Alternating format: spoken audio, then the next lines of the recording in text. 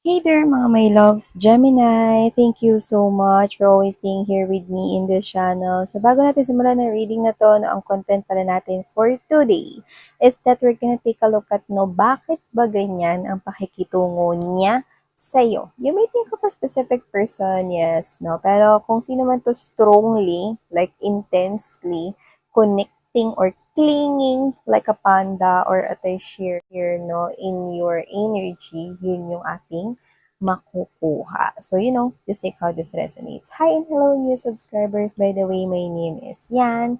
Welcome, welcome, welcome kayo here sa aming community and we're hoping that you're gonna stay here with us. Okay, at syempre sa mga returning subscribers, maraming maraming salamat. Sobrang happy po yung puso ko na nandito kayo here with me, still here with me. So yeah, thank you so much everyone. So what are we waiting for? What are we waiting for? Hmm. So let's see. Gemini. Tell me something about this person. Bakit ganito ang pakikitungo niya sa aking mga Gemini people, please? Tell me something about this person.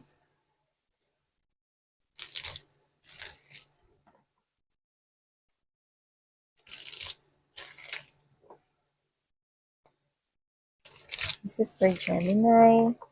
Just gathering up the right energies for you guys, okay? Please bear with me, please. Mawa.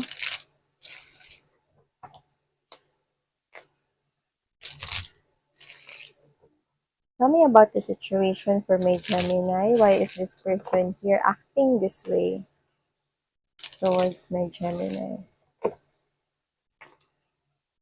What's the situation?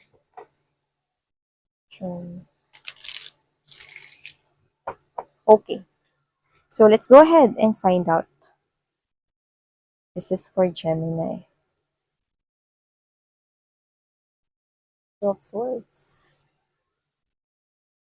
Page of Swords. Hanged Man. Queen of Coins. Hermit. Eight of Cups.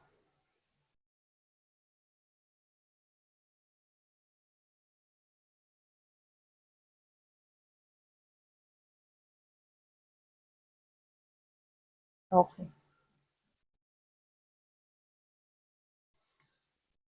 So what I'm picking up right here for you, Gemini, is that with the Two of Swords energy right here, Queen of Pentacles, Hermit here, it looks like this is you. You're having some kind of a blockage. Pwedeng hindi blockage, pwedeng may issue, or pwede naman na parang meron ditong concern about money or as long as money is related. Pwedeng may issue sa work, may issue sa business mo, okay? Maybe you're working here in a company, or maybe you're the owner of a business here, whether that's small business or what. I'm seeing that you're having here problems. And with the Page of Swords energy, picking up that this is you trying here, no? To search for something, okay? Na parang, ano ba yung pwede kong gawin? You're looking, you're searching for information right here on how to improve your finances or kung ano man yung meron ka ngayon, no, na money, paano ko ba ito may expand?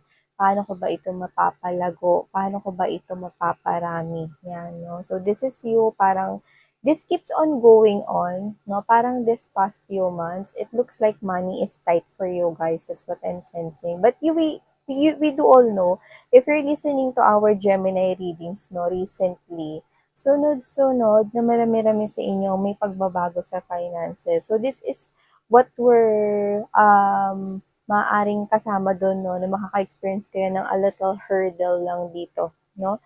So this will probably change. That's what I'm sensing because you're moving towards here a different path, a different road. So ngayon, kung nagkakaroon man kayo ng problem when it comes to your money or finances, I'm seeing someone here, okay, na nagiging guiding light for you guys. No? There is an individual right here. Gender is not important, no? Pero there is someone here, an energy, no, na nagsistick around sa inyo. This is not a romantic energy, but this person is helping you or siya yung nakikita ko rito makakatulong sa inyo, no? Para siya ritong guiding light with the star, no? Lalo na kung kayo ito na marami kayong inaasikaso. Okay? Not literally that you are the breadwinner of the family, but this is you na marami kayong pinagkakagastusan. So, pwedeng meron kayong mga utilities na binabayaran or yung iba provider ng family nila, no? Pero whatever the case may be, I'm seeing you dropping these burdens kasi meron ditong tutulong sa'yo na isang significant na tao, significant na karakter. Ayan, no? With the sun and the star right here, no? Siya yung nagiging guiding path mo, no? Bago ka madala dito sa talagang ibang road, no? This is a different road. Like, literally, you do not expect this one. See? Look at that. This is your new pathway. Okay? So, dito mga babes, no, makakaranas ka or nakakaranas ka ngayon ng parang medyo, parang nalilito ka or parang nahihirapan ka as long as money is related. But I'm seeing right here, o yung iba parang siguro, nagkaroon na rito ng problema, concern na hindi mo masolusyonan, no? Well, definitely, help is coming here. I'm seeing someone here helping you at siya yung magki-clear ng road dito. Padala siya rito ni universe yun na nakikita ko. And this person here will definitely push you, okay, doon sa tinatawag natin, no, or tinatawag ng mga tao na luck or swerte. So, ibig sabihin mga babes, no, this is just something here na parang sign and clues, no, na malapit na kayo rito doon sa receiving more money right here and abundance in your life. So, hindi naman ito yung as in buhos, no, na parang pagising mo ay milyonaryo ka na. Isa itong klase ng oportunidad, no, na parang dito ka dinadala, no, kaya nangyari itong issue na to, no, hindi para pahirapan ka, kundi isa yan na isang mensahe na papunta ka na kasi sa panibagong chapter ng life mo. Kaya kung ikaw to strongly na nakakaranas ka ngayon ng parang hurdle, pagdating sa yung finances right here to the point na hindi ka naman talaga magastos kind of thing, then this reading could probably be for you. I'm seeing you ending that. You're dropping that burden because someone here is helping you carry that burden. Carry that bigat, no? Especially when it comes to money and as long as money is related here. And also this person, whoever this individual is, this person is actually giving me the vibe na this is someone here who has that mature thinking. Yung iba pwedeng hindi naman nalalayo sa edad ninyo, pero iba yung level ng kanyang pag-iisip. Or yung iba, doesn't have to be na old na siya by age, pero yung maturity yung nakikita ko rito. Pero kung sino man siya, nakikita ko no, na madiskarte siya at magaling siya magpatakbo ng business no, or magpatakbo ng pinansyal. Marunong siya niyan, okay? Regardless of this person's age. Kaya malaki yung nakikita ko na maitutulong sa'yo ng tao na to, no, habang ikaw ay habang piniprepare, no, yung daan papunta dun sa big amount of money or dun sa something stable or much calmer na water for you guys, no? Dun sa mas maayos at mas magaan na buhay, no? Ito yung tao na ito yung makakaagapay mo. Well, I do not feel like na romantic ito.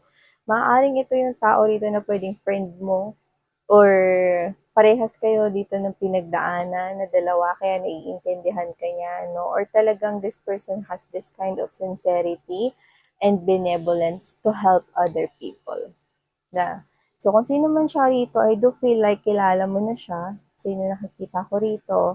This is something here that you already know and that is already in your life. Yeah. So, kung sino man siya, no, nakikita ko na matured siya rito, mag-isip at yung approach na gagawin niya is parang yung feeling ng hindi ka niya pababayaan. Hanggang sa makaluwag ka na or hanggang sa maramdaman mo no, na hindi mo na talaga ganun pinoproblema yung pera. Parang hahayaan ka niya, no, at i-let go ka niya, no, kapag nakita niya na kaya mo na itong mag-isa. Or kapag nakita niya na kabawi-bawi ka na. Yan, no? Well, hindi ko naman sasabi nagkasino kayo dyan. At naitalo niyo. Wala namang ganun. Pero ibig ko sabihin dito, this person, well, this is your lucky charm, no? Yun na nakikita ko rito. Kasi parang lumalabas rito na parang siya yung savior ninyo. Imagine, this is someone here, no, na pwedeng kaedad nyo lang. Parang yung katawan niya could be young or someone here na doesn't have to be, let's not get fixed with age, no? Pero lumalabas siya na young vibe siya rito, no? Embodying this energy of the hermit, no? Magaling siya rito mag-isip, no? Talagang makabuluhan yung mga naiisip niya rito, no? Kaya naman nakikita ko na maitatangay ka niya rito.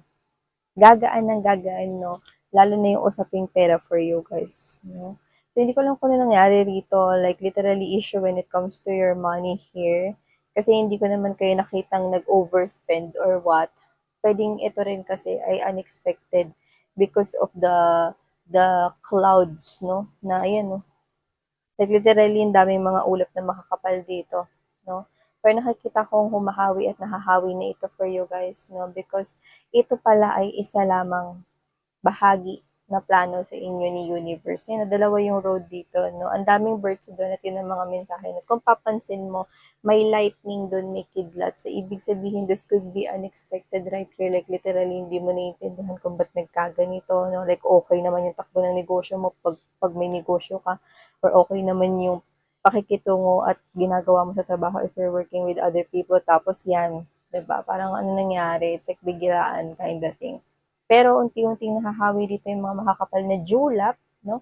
At nakikita ko dito makakalabas ka sa usaping problema sa salapi or pera. Kasi yeah, I'm seeing that for a lot of Gemini people here, talagang marireceive ninyo yung luck as what we are talking about no previously.